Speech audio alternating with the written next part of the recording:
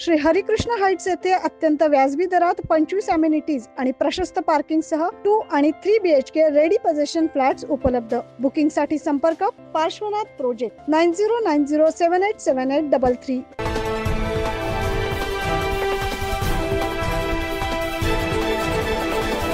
लोकसभा निवडणुकीनंतर नाशिक आणि कोकण या दोन शिक्षक मतदारसंघांसाठी 26 जून रोजी मतदान होणार आहे। नाशिक लोकसभेमध्ये तिरंगी तर शिक्षक मतदारसंघात चौरंगी लढत होत असल्याचं पाहायला मिळत आहे। शिवसेना ठाकरे गटाकडून मराठा विद्या प्रसारक समाज संस्थेचे संचालक संदीप गुळवे यांना उमेदवारी देण्यात आली आहे। त्याच पार्श्वभूमीवर आज नाशिक शहरातील शालिमार येथील शिवसेना ठाकरे गटाच्या मध्यवर्ती कार्यालयात बैठक आयोजित करण्यात आली।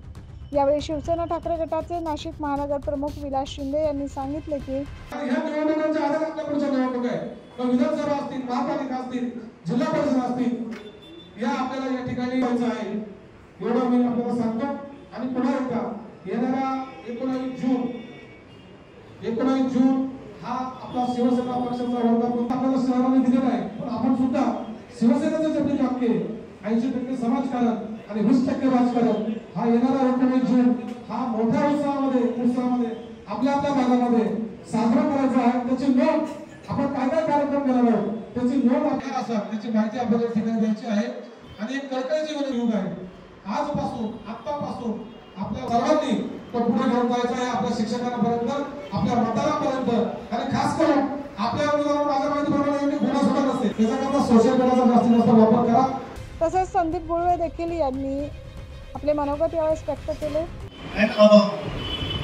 पॉलिटेक्निक कॉलेज असतील, इंजिनिअरिंग कॉलेज असतील, मेडिकल, फार्मसी, ITI हे सगळे शिक्षक इथे मतदार हे मतदार असताना सुद्धा आपल्याला सर्वसामान्य जनतेपर्यंत हे नाव पोहोचवायचे। जिल्हा परिषद किंवा मार्केट याचे महापालिकेच्या शिक्षकांचं जरी मतदार नसलं तर त्यांना पण आपण प्रचारामध्ये सहभागी करून घ्यायचं की जेणेकरून ते सुद्धा सगळ्यांना सांगतील किंवा शिक्षक मतदारसंघामध्ये ॲडव्होकेट संदीप गुळवेंना निवडून द्यायचं।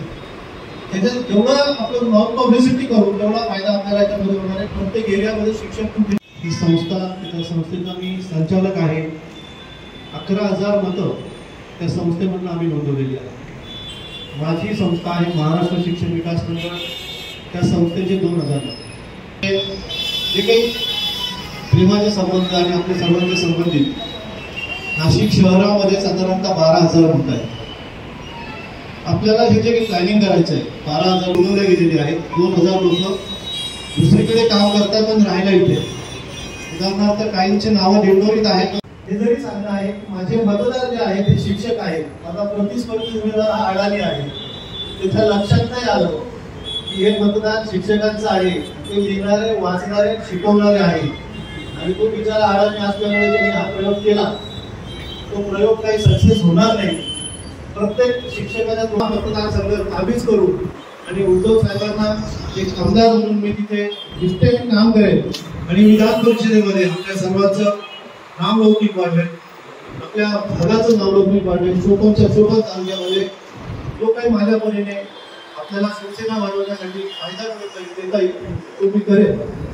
तर नियोजन करत असताना आपल्याला सर्वांना विभागात आपल्या एरियामध्ये आपण याद्या दिलं, त्या याद्यानुसार आपल्याला सगळ्यांचा संपर्क साधायचा। फोन नंबर कोण आहे त्याच्यामध्ये। हे इलेक्शन जे आहे हे शिक्षकांचं आहे, त्याच्यामुळे जे गुंड प्रवृत्तीचे आहेत, जे खोडसाळ प्रवृत्तीचे आहेत त्यांच्यामध्ये वाद चालू आहे। शिक्षक बांधवांसाठी हे वाद किंवा खोडसाळपणा करणे हे ह्या इलेक्शनचा मुद्दा असू शकत नाही, कारण की त्याच्याकडे शिक्षक व्यवस्थितरित्या दुर्लक्ष करतात। माझं जे काम आहे हे शिक्षकांसाठी आहे, शिक्षकांच्या भवितव्यासाठी राहणार आहे। शिक्षकांच्या हिताचे जे प्रश्न आहेत, जुनी पेन्शन योजना जी आहे, शिक्षकांची भरती आहे, शिक्षकांचे फरक बिल आहेत, न्यू एज्युकेशन पॉलिसी जी इम्प्लिमेंट होते त्याच्यामध्ये शिक्षकांना कसं जॉब सिक्युरिटी मिळेल याच्यासाठी मी लढणार आहे। आणि राहिला प्रश्न त्यांच्या भानगडींचा, ते दोन्हीही उमेदवार जे आहेत हे शेजारी असल्यामुळे त्यांच्यामध्ये भानगडी चालू आहे, त्याच्याशी मला कुठल्याही प्रकारचं काही येणं नाही आहे, त्यांच्या भानगडी चालू आहे। आपण काय आव्हान म्हणाल आता, कारण शिक्षक मतदारसंघ आहे, आपण पहिल्यांदा उभं राहत। मी जरी पहिल्यांदा हे इलेक्शन्स करत आहे, परंतु सन 1996 पासून या क्षेत्रामध्ये मी आहे। महाराष्ट्र शिक्षण विकास मंडळ म्हणून माझी एक संस्था, तसंच मी आता मराठा विद्या प्रसारक समाज या संस्थेचा संचालक आहे।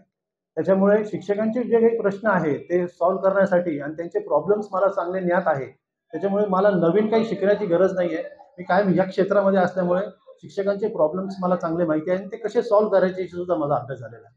मागील पंचवार्षिक मध्ये नाशिकचे आमदार होते, काय वाटतं त्यांच्या पद्धतीने कामकाज हवे वाटतं तसं झालेलं आहे? मागील पंचवार्षिकमध्ये जे नाशिकचे आमदार निवडून दिले होते, परंतु त्यांनी कुठल्याही प्रकारचे शिक्षकांच्या बाबतीत प्रश्न विचारले नाही. ते वॉटर गटर मीटर, त्यांचा येवला तालुका, त्यांच्या स्मशानभूम्या, त्यांचे दवाखाने याचे प्रश्न उपस्थित केले.